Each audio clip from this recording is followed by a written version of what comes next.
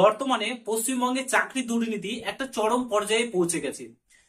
যবে থেকে টিএমসি সরকার এই রাজ্যে ক্ষমতাতে এসেছে তবে থেকে আমরা দুর্নীতি দেখতে পাই প্রত্যেক দিন। তারই একটি নমুনা হলো রাজ্য পুলিশে চুরি করে ঘুষ দিয়ে টাকা দিয়ে চাকরি পাওয়ার নমুনা গতকালকে ধরা পড়লো। হ্যাঁ, গতকালকে ধরা পড়লো একজন 2020 সালে চাকরি পেয়েছে, অথচ তার মেরিট লিস্টে নামই নেই।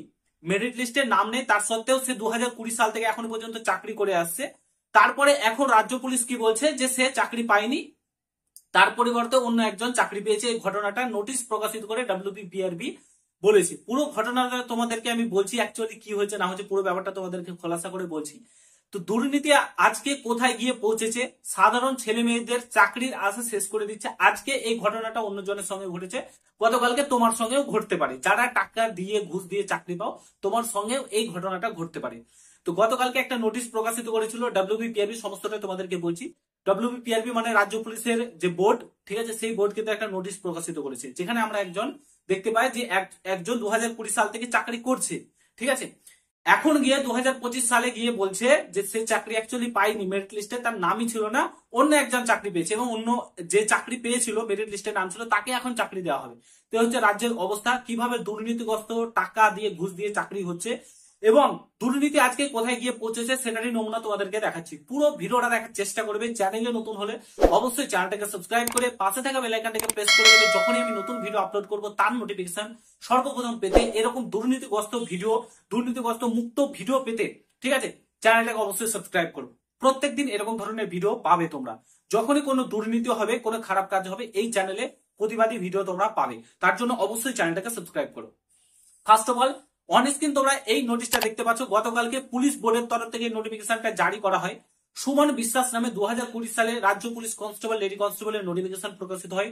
সুমন বিশ্বাস সেখানে চাকরি পায়, মেরিট লিস্টে তার নাম আসে এবং সে সেদিন থেকেই চাকরি শুরু করে, ট্রেনিং করে। বর্তমানে সে এখন চাকরি করছে কর্মরত, ঠিক আছে, চাকরি পেয়ে গেছে, সে বেতন পাচ্ছে এবং সে চাকরি করছে।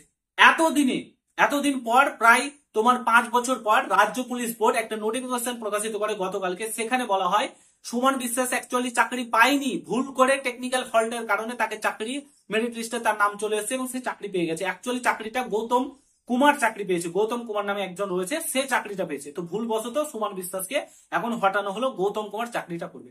তো দুর্নীতি আজকে মানে কোথায় গিয়ে পৌঁছেছে, 5 বছরে কোনো নোটিফিকেশন এলো না, কোনো পিআরবি জানতে পারলো না, আজকে হঠাৎ করে কি করে জানতে পারলো, আজকে এবার নোটিফিকেশনটা প্রকাশিত কেন করলো?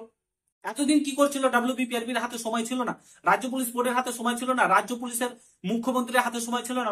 রাজ্য পুলিশ তথা পুলিশ মন্ত্রী তোমরা প্রত্যেকে জানো, তো তার হাতে এতদিন সময় ছিল না। আজকে গিয়ে আমরা দেখতে পাচ্ছি যে নোটিশ প্রকাশিত করে বলছে সুমন বিশ্বাস অ্যাকচুয়ালি চাকরিটা পায়নি, পেয়েছে গৌতম কুমার। এর আগেও আমরা দেখেছিলাম লেডি কনস্টেবলের ক্ষেত্রে 2 জন প্রিলি পরীক্ষা, যেটা প্রথমে হয় রাজ্য পুলিশের, প্রথমে একটা পরীক্ষা হয়, তারপরে মাঠ হয়, তারপরে আবার একটা পরীক্ষা হয়।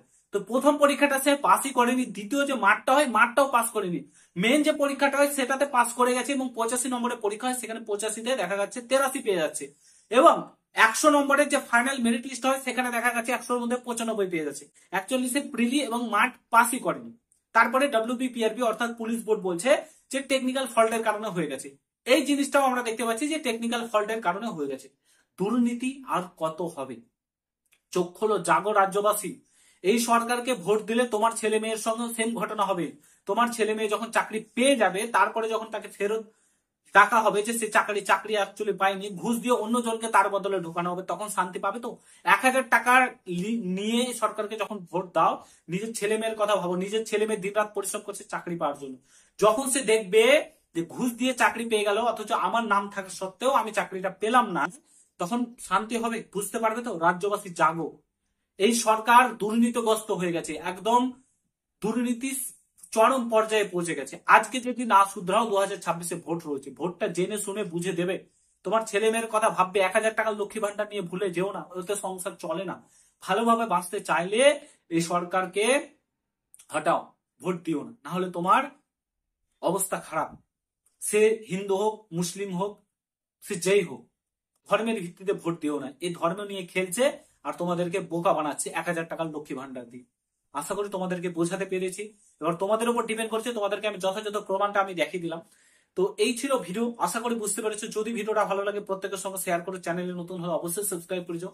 দেখা হচ্ছে নতুন ভিডিওর সঙ্গে। ভালো থেকো, সুস্থ থেকো, গুড বাই, জয় হিন্দ, বন্দে মাতরম।